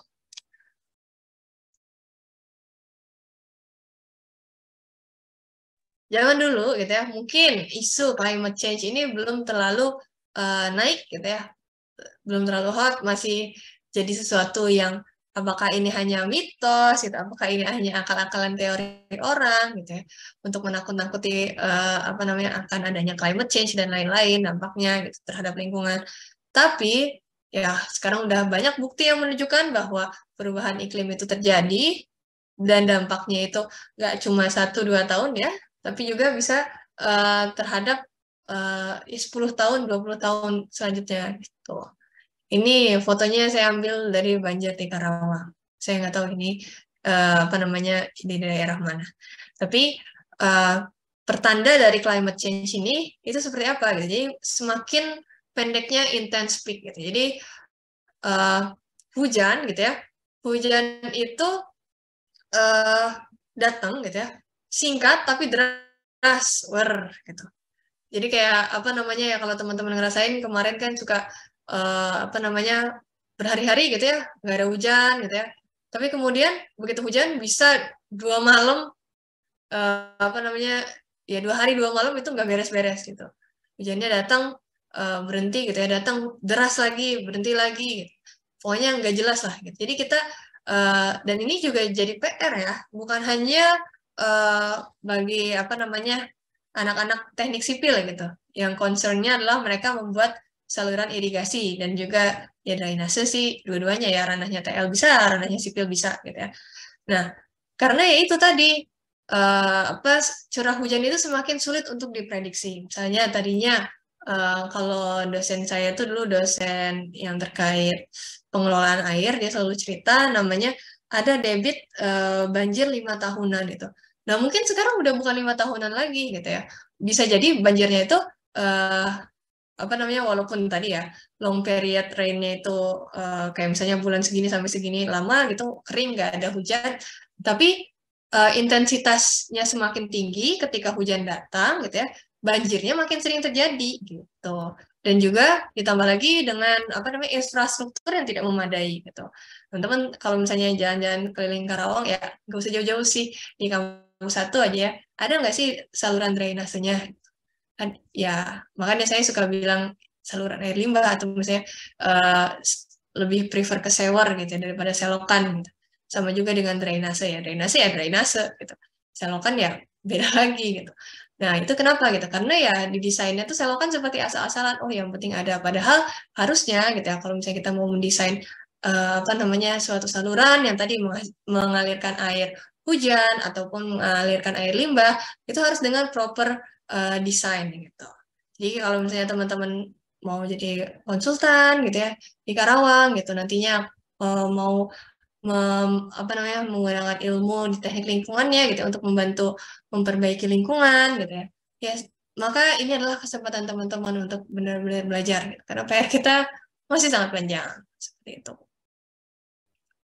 Nah, ini adalah bentuk apa namanya pattern itu berarti sebentar pola ya, pola aliran air limbah gitu ya ketika dia mencapai WWTP. WWTP ini bahasa Inggrisnya IPAL. Nah, ini ya umumnya di pagi hari gitu ya. Nah, ini debit ini Ki. Kita lihat Ki dulu. Debitnya alias berapa sih alirannya? Nah, alirannya seperti ini nih. Sing pagi-pagi naik. Kenapa? Orang-orang baru bangun beraktivitas mandi lah istilahnya kayak gitu. Mandi gitu kan. Terus mereka udah mulai siang gitu kan.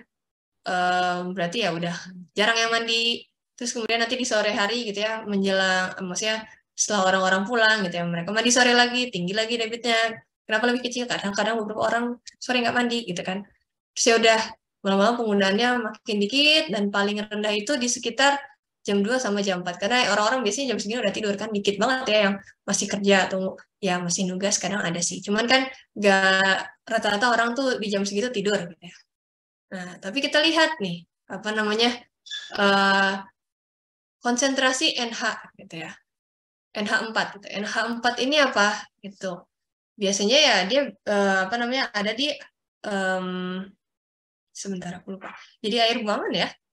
Orang buang air gitu ya mengandung NH4 amoniak.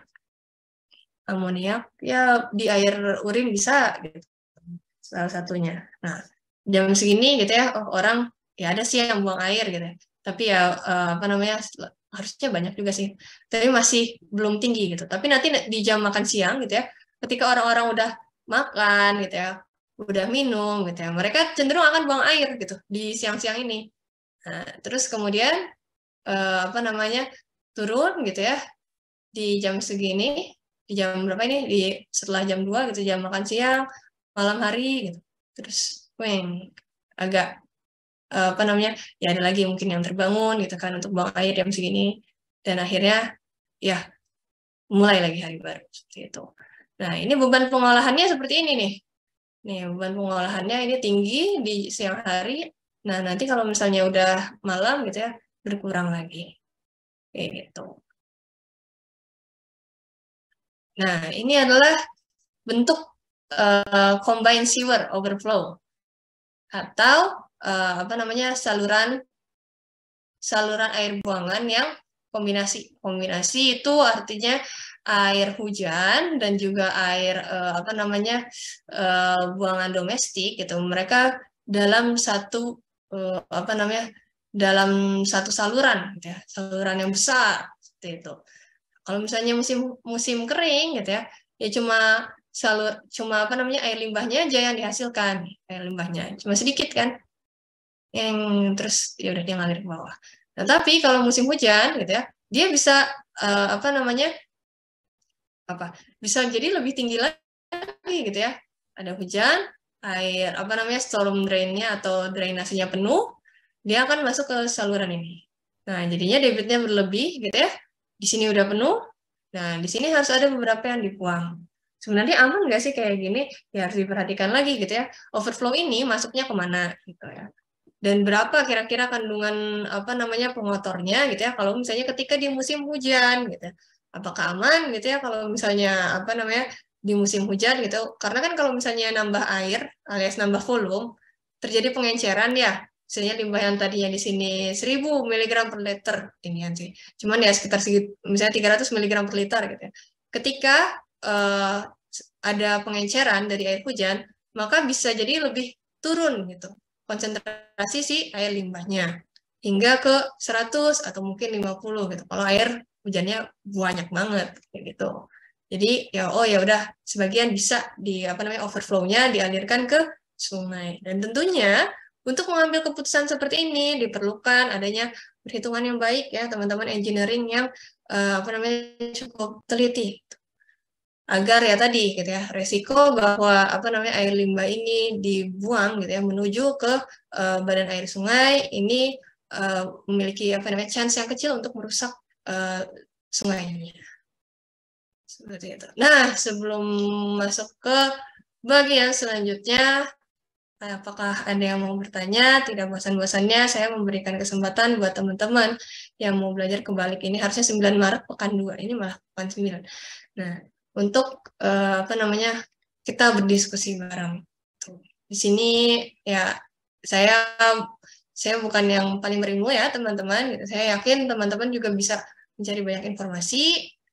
Aku sekarang udah banyak video gitu ya, video pembelajaran yang bisa ditemukan di internet. Kalau misalnya ada hal-hal mungkin yang masih teman-teman ragu dan butuh untuk berdiskusi, maka saya persilahkan untuk kita berdiskusi bersama. Oke, saya kasih waktu sekarang 11.38 mungkin sampai 11.41 dipersilakan teman-teman untuk apa namanya mencerna terlebih dahulu ataupun jika ada yang mau bertanya.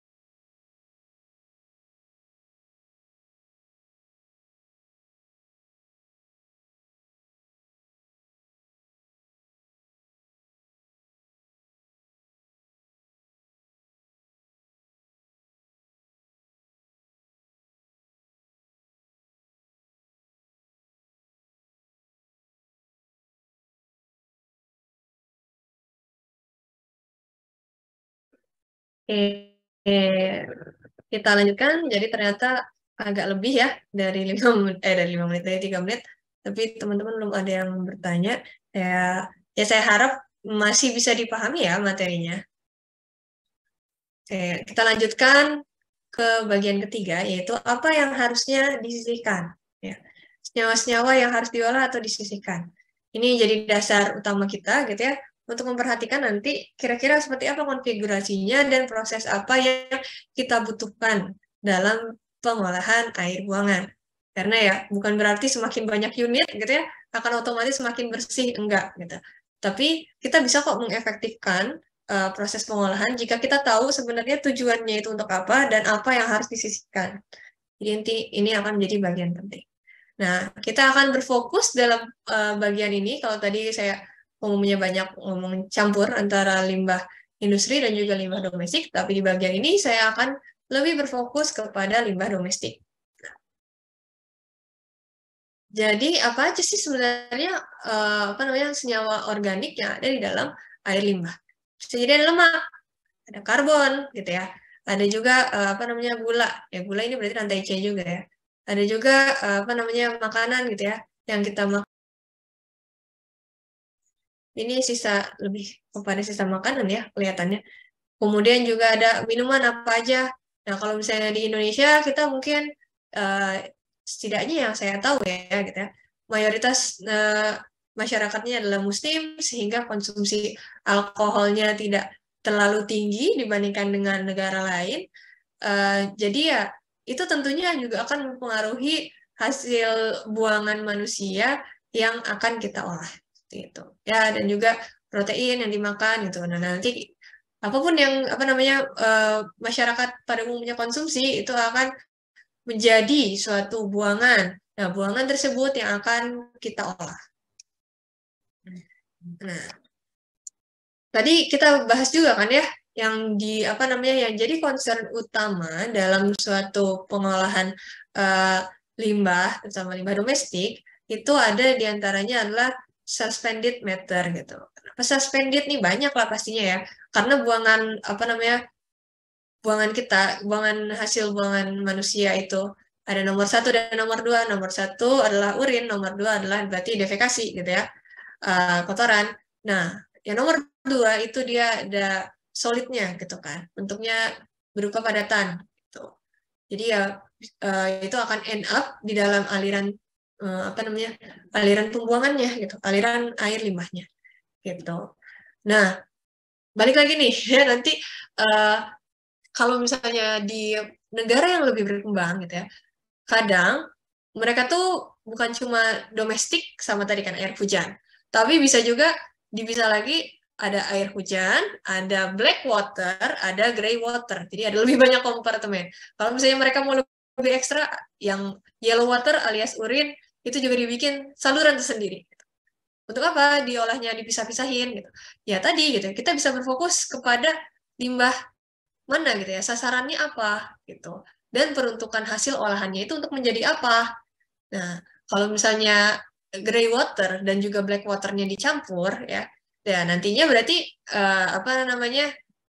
air buangan gitu ya, air limbah yang ada di saluran pembuangan gitu, itu akan ada fesesnya dan juga akan ada mungkin sisa makanan. Sisa makanannya itu dari mana? Bukan yang ada di feses ya, tapi sisa makanan dari proses pencucian, misalnya pencucian piring seperti itu. Nah, nanti kalau misalnya ternyata air mandi dan juga air laundry-nya nyatu, nah berarti ditambah lagi gitu ya, air dalam saluran buangan yang nantinya akan sampai ke IPAL, dia akan ada air limbah yang pastinya mengandung deterjen gitu ya, mengandung sisa makanan dalam bentuk padatan, mengandung feses manusia juga, bisa jadi mengandung urin, bisa jadi mengandung sabun gitu. Nah, ribet gitu ya. Kadang gitu ya menyatukan saluran air saluran air abu-abu atau gray water gitu ya, saluran gray water dan black water itu bermanfaat dalam hal misalnya pengenceran. Tapi tentu saja ada konsekuensi lain gitu ya, yaitu debitnya bertambah, dan yang kedua adalah ya tentunya kompleksitasnya juga bertambah gitu, karena di situ ada sabun yang masuk. Nah, tapi kalau misalnya mau dipisah pun gitu ya, ya misalnya kita pengen berfokus, oh kita lebih pengen si grey waternya ini nanti kita bisa manfaatkan sebagai air untuk menyiram tanaman. Karena kenapa? Karena misalnya kalau misalnya di rumah saya nih punya kebiasaan misalnya air sisa yang ada sisa makanannya gitu ya, misalnya hasil pencucian beras nggak dibuang ke dalam drainase tapi kita kumpulkan untuk apa? Untuk menyiram tanaman. Nah, nanti itu menjadi nutrisi tersendiri yang membuat tanamannya lebih mudah bertumbuh seperti itu. Nah, yang kayak gitu teman-teman. Jadi ya manajemennya gitu ya bisa ditentukan oleh rumah tangganya sendiri gitu ya, ataupun misalnya pemerintah yang tentukan gitu. Kira-kira desain umum gitu ya jika suatu perumahan itu jika seorang kontraktor itu membangun suatu perumahan itu seperti apa gitu. Dan juga ada grid sand gitu. Nah, grid sand ini dari mana? Ya, dari macam-macam ya, dari proses kita cuci-cuci ya pasti ada grid dan sandnya juga gitu. Bahkan dari kalaupun misalnya nggak mungkin nggak ada sih, pasti adalah padatan yang bentuknya kasar. Datangnya dari mana? Dari debu ataupun dari air hujan juga bisa. Umumnya kalaupun air saluran pembuangan itu udah khusus gitu ya, nggak nih air hujannya terpisah. Tapi pas musim hujan datang gitu ya, ada kemungkinan rembesan tersebut masuk dan rembesannya juga termasuk membawa sand dan gritnya. Jadi ini yang kalau misalnya kita menemukan suspended matter gitu yang akan kita olah di IPAL gitu, asalnya dari mana? Dari 3 ini. Gitu. Nanti akan menentukan bagaimana kita mendesain preliminary treatment. Jadi ada primary, ada preliminary. Nah, tadi kan saya juga udah cerita bahwa ini semua akan berpengaruh terhadap wastewater composition-nya atau kontaminansinya. Apakah salurannya digabung antara black dan gray, black, gray dan juga yellow gitu. Apakah masing-masing dipisah gitu ya. Akan berpengaruh pada pertama debit, kemudian yang kedua adalah unsur atau kontaminan yang perlu kita sisihkan di IPAL.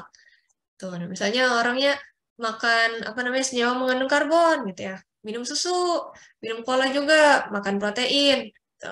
Makan yang mengandung ya apalagi di Indonesia gitu kan makanan kita sering mengandung minyak gitu kan di deep fry ataupun juga ya pokoknya bumbu-bumbunya yang mengandung minyak gitu ya. Ini juga sand dan grit. Dan kalau misalnya di negara yang sudah lebih maju gitu ya teknologinya, mereka akan concernnya bertambah yaitu terkait dengan ini ya zat-zat seperti antibiotik ataupun obat-obatan lainnya gitu ya yang dikonsumsi oleh manusia. Karena apapun yang kita konsumsi ya tadi ya, termasuk kalau dalam bahasa Inggris tuh apa yang kita makan sehari-hari disebutnya diet gitu ya. Jadi diet tuh bukan cuma untuk menurunkan berat badan gitu ya, tapi diet tuh apa yang dimakan gitu ya. Ini tuh masuk ke dalam hal yang obat-obat tuh masuk dalam dietnya kita kayak gitu. Nah, ini tentu akan berpengaruh gitu ya ke nantinya pengolahannya kalau misalnya emang mau menghindari gitu ya masuknya senyawa-senyawa dari obat ini ke dalam badan air penerima gitu. Ya pastinya kalau misalnya ada obat yang berpengaruh ke hormon gitu ya, masuk ke walaupun diolah gitu. Tapi teknologinya tuh nggak bisa menyisihkan hormon-hormon ataupun senyawa obat-obat tadi gitu ya, akan berakhir di badan air. Badan air masuknya di mana? Masuknya di biota-biota yang tinggal di sana gitu. Jadi nanti ikan dalam air sungainya juga mengkonsumsi, istilahnya mah mereka jadi menerima juga lah ya gitu obat tersebut walaupun dalam kadar yang berbeda dibanding yang kita konsumsi seperti itu ya. Dan tentunya cairan pembersih. Kalau kita bicara soal toilet gitu ya, kamar mandi gitu ya, di mana jadi sumber utama juga gitu ya untuk air buangan ini gitu. Sering kan kita juga menggunakan zat-zat kimia untuk membersihkannya. Nah, zat-zat kimia itu juga pastinya akan masuk ke saluran pembuangan. Saluran pembuangan ya berarti akan end up di mana? Di IPAL-nya gitu. Ini juga jadi concern. Seperti itu ya. Nah, inilah teman-teman gitu ya, yang akan menjadi sumber kepusingan kita dalam tahap pertama menentukan apa saja unitnya gitu dan kira-kira apa aja proses yang akan kita gunakan di IPAL yang kita rancang. Nah, ini ini ya tadi dan kemarin juga sudah dibahas ya terkait dampak dari air buangan tidak diolah. Kita tahu itu hanya sebagian kecil lah apa namanya yang bisa kita tangkap secara cepat gitu ya. Tapi hal-hal di luar ini gitu ya. Yang tadi kayak misalnya dampak hormon gitu ya, maksudnya obat-obatan yang mengandung hormon atau misalnya obat-obatan lainnya yang itu masuk ke dalam badan air gitu. Seperti apa dampaknya terhadap biota di laut gitu ya, terhadap biota di badan air penerima itu mungkin belum banyak gitu ya yang apa namanya temuan yang ditemukan, kalaupun udah banyak mungkin belum banyak orang-orang tuh menganggap isu ini sebagai isu utama yang perlu dipertimbangkan dalam proses pengolahan air limbah. Nah, berikut adalah komposisi air limbah ya. Jadi pertama kita punya raw wastewater gitu ya, air yang enggak diolah sama sekali gitu ya. Jadi benar-benar mentah gitu ya, dia dari apa namanya? Ya dari toilet, dari air apa namanya? Grey water berarti air cucian gitu ya. Cucian apapun itu gitu. Dan juga misalnya ya, termasuk urin gitu ya. Nah, tapi mereka semua gitu ya dengan komponen yang ribet-ribetnya itu, yang kompleksnya itu, sebenarnya 99,9%-nya adalah air, dan yang kita ribetin ini, yang bikin kita pusing ini, itu material yang akan kita apa namanya sisihkan hanya 0,1%, teman-teman. 0,1%, tapi ya inilah yang harus kita perhatikan. Nah, dan dari material yang 0,1% ini, 70% disusun oleh organik. Gitu ya. Organik seperti apa ya? Protein, karbohidrat, ataupun lemak. Gitu. Protein paling banyak biasanya ya. Tapi tergantung negaranya juga sih menurut saya. Karena kalau misalnya di negara, apa namanya, seperti negara barat, gitu ya, komposisi proteinnya mungkin seperti ini, karbohidratnya lebih rendah, dan juga lemaknya 10% gitu ya, rendah. Tapi kalau misalnya di Asia, mungkin karbohidratnya nggak akan segini. Ini saya ngambilnya dari bahan apa namanya kuliah di berarti di Belanda. Belanda ya mereka tergantung diet nih, apa yang mereka makan gitu kan. Kebanyakan mereka mungkin nggak sering mengkonsumsi karbohidrat gitu ya, hanya sekali. Gitu. Tapi kalau dia karbohidrat itu yakin paling tinggi, gitu, paling besar penyusunnya. Dan protein, kita proteinnya dari mana? Banyaknya lebih banyak di protein nabati gitu. Ya dari tempe, dari tahu gitu. Sementara protein hewani itu biasanya lebih sedikit ya, konsumsinya. Kemudian ada juga material inorganik gitu ya. Inorganik. Nah, teman-teman kalau misalnya bingung organik, inorganik itu apa gitu ya. Ingat-ingat lagi kira-kira kalau nggak salah ya, saya jadi lupa. Organik itu yang mengandung C gitu ya. Ada O-nya juga gitu ya. H sama H. CHO itu minimal itu untuk organik ya. Nah, inorganik berarti yang nggak punya itu gitu. Dia grit gitu ya, areas material seperti pasir-pasiran gitu ya, atau material-material yang kasar gitu ya, garam gitu ya, garam ataupun mineral, dan juga logam gitu. Jadi beda ya, maksudnya kalau misalnya di sampah gitu ya, kita akan bahas organik, inorganik itu keingatnya oh sampah organik berarti itu lebih ke arah yang biodegradable gitu ya. Yang inorganik itu yang non biodegradable. Tapi kalau misalnya di air itu nggak kayak gitu ya. Inorganik itu yang tadi CHO, dan sedangkan anorganik itu yang nggak ada CHO. Nah, ini juga ada di kuis gitu ya. Dan saya harapnya sih teman-teman bisa recall. Saya nggak tahu sih kalau misalnya dulu lambingnya sampai belajar apa namanya identifikasi apa ya namanya, maksudnya belajar terkait padatan gitu ya, solid ini sampai ke apa namanya grafimetri atau enggak.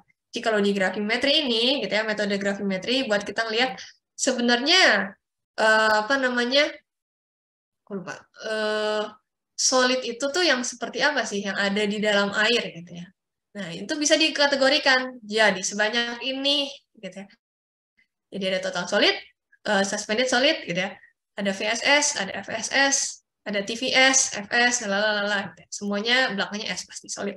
Seperti apa gitu. Misalnya kita punya sampel air, air apa? Misalnya ya ini dalam hal ini air limbah ya.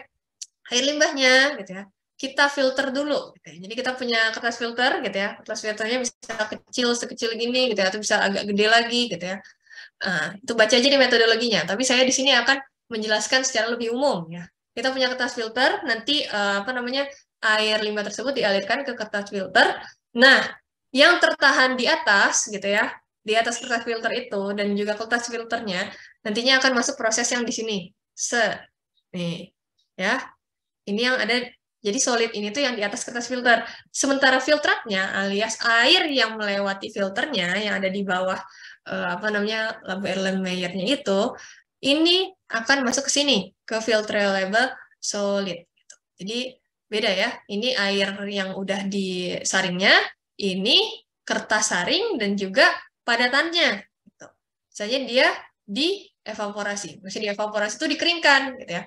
Di dalam oven apa namanya suhu 105 derajat selama 1 jam. Ini juga sama ya. Nah, nanti kalau ini tuh berarti kan dia si filtratnya ditaruh dalam cawan apa namanya? Cawan crucible ya. Cawan crucible. Ini juga bisa di cawan crucible-nya. Jadi ada perhitungannya, nanti ngitungnya kayak gimana, baca metodologinya ya. Saya nggak akan ceritain sejelas itu. Nah, hasil dari si evaporasi ini kita sebut SS, suspended solid, gitu ya. Total suspended solid lah, TSS. Ini, kalau misalnya ini kita sebutnya TFS, gitu ya. Total filterable solid, gitu. Jadi ini yang terfilter, kalau ini yang dia terjaring lah, gitu ya.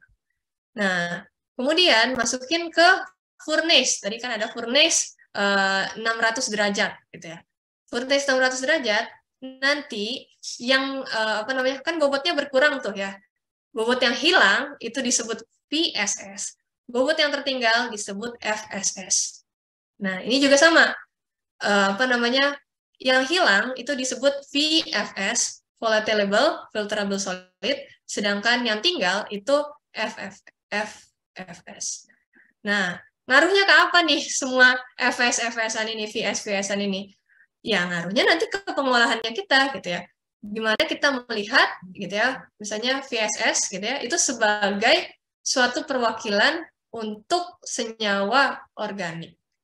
Termasuk di dalamnya bakteri, ya. Termasuk di dalamnya bakteri. Makanya kalau misalnya teman-teman melihat penelitian terkait air limbah, apa namanya, yang filterable biasanya nggak terlalu dipeduliin ya, tapi yang dilihatnya itu adalah VSS-nya. Karena kita bikin apa namanya, misalnya kita bikin reaktor gitu ya untuk apa namanya, misalnya tangki aerobik gitu ya.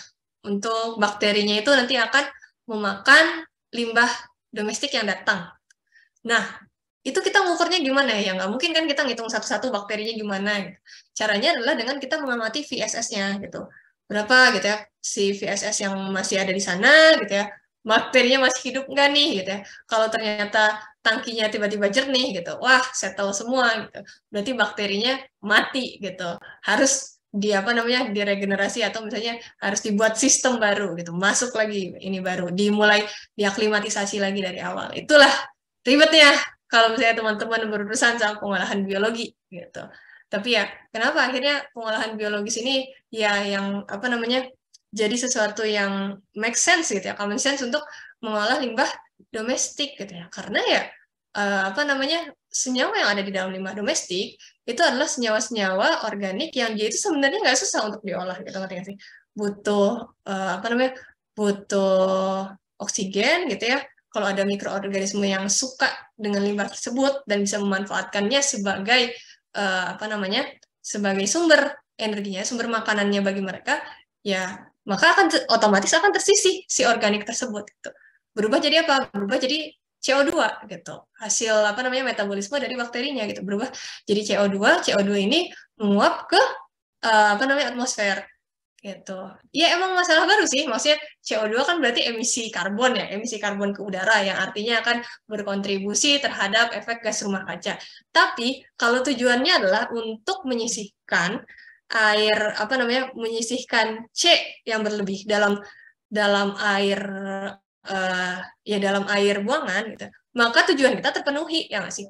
C-nya berubah dari yang terlarut menjadi C yang menguap gitu yang rilis ke udara. Oke, azan ya sebentar ya kita break lagi sampai azannya berhenti. Misalkan teman-teman, saya tetap mengencourage kalian untuk berdiskusi atau bertanya lewat kolom chat ataupun lewat mic. Nggak bosan-bosannya saya melihat. Tinggal 28 orang, awas loh nanti kalau misalnya di akhir ternyata orangnya beda sama yang di awal absennya saya batalkan. Haha.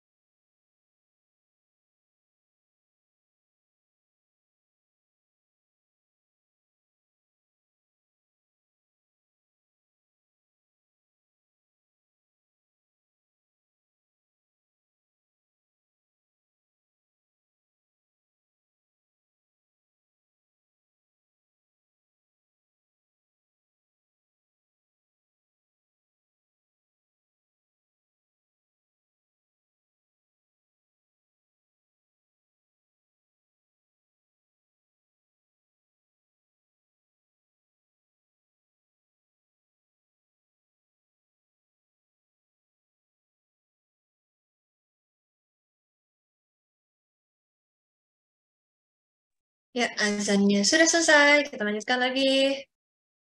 Ini sekitar enggak kemungkinan sih, 8 slide lagi ya. Tuh, masih kuat ya? Masih, insya Allah.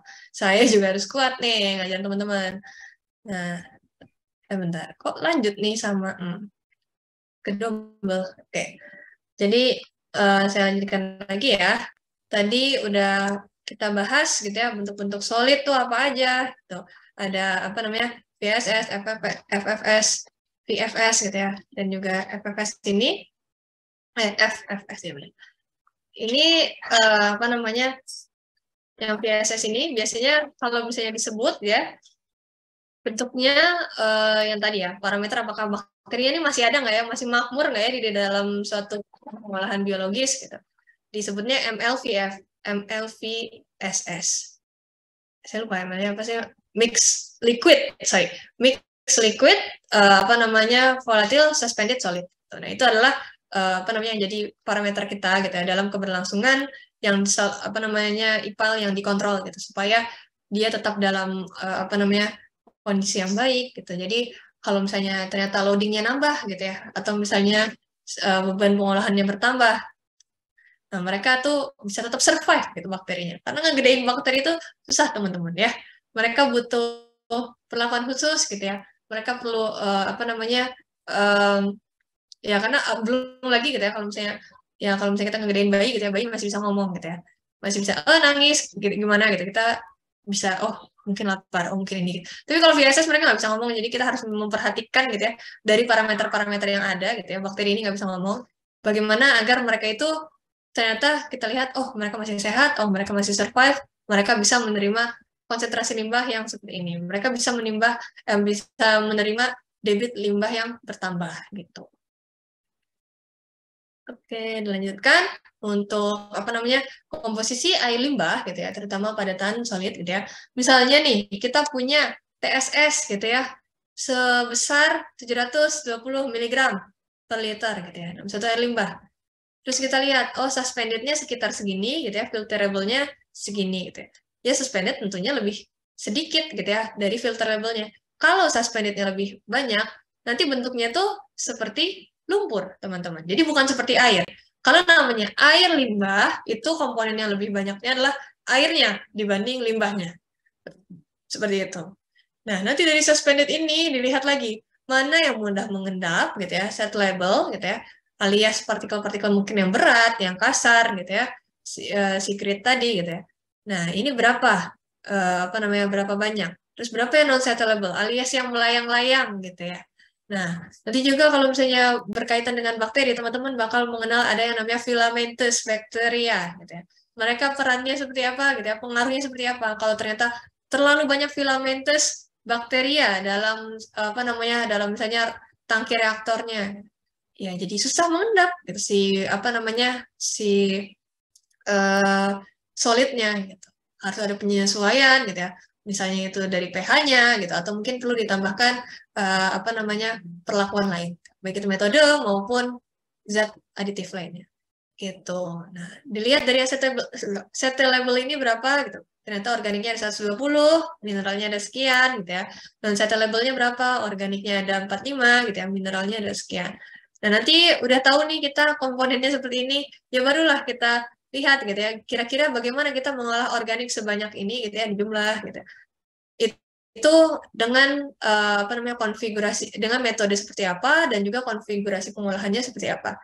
Sama juga untuk mineral gitu ya.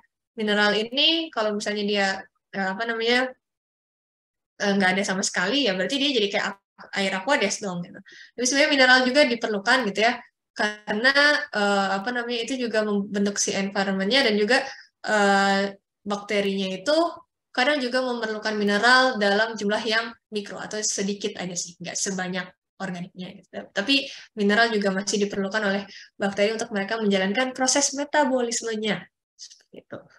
Dari mana? Dari wastewater engineering, treatment and disposal, reuse, Metcalf Eddy. Gitu. Silahkan dibaca bukunya kalau tertarik. Nah, kedua lagi. Nah, ini dia ya. Karakteristik dari apa namanya air limbah domestik. Ini ada sistem apa namanya dari sistem sewerage-nya gitu ya. Apa aja sih sebenarnya yang perlu kita perhatikan ya? Pertama, service area. Saya berapa kakak atau berapa kelurahan, berapa kecamatan yang kita layani gitu ya. Terus tipe pengalirannya seperti apa gitu.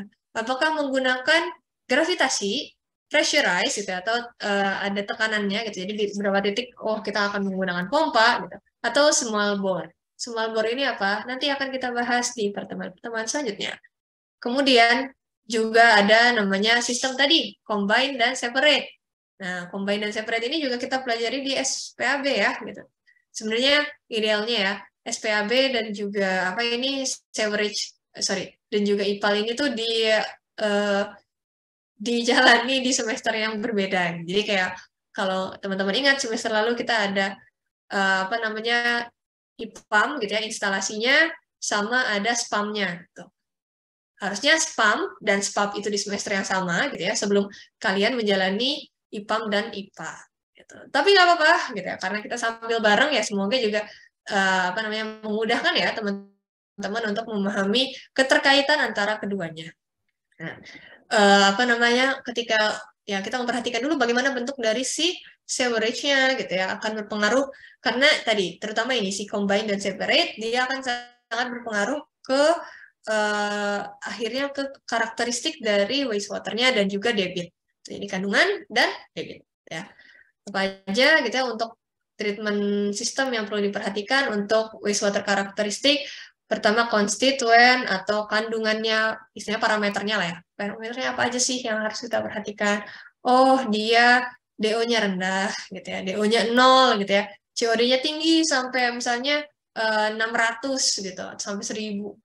Enggak sih 1000 tinggi ketinggian. 600 lah ya misalnya. Terus misalnya BOD-nya itu sekitar 250 gitu. Nah, itu juga termasuk konsentrasinya kan. Itu nanti kayak gimana kita akan mengolahnya gitu. Debitnya berapa banyak gitu ya. Tadi ketika apa namanya rain weather flow gitu ya. Berapa debit tertingginya? Itu akan berpengaruh juga ke tadi seberapa kental gitu sih, seberapa strong si air limbah tersebut dan juga ketika dry gitu ya seperti apa. Gitu.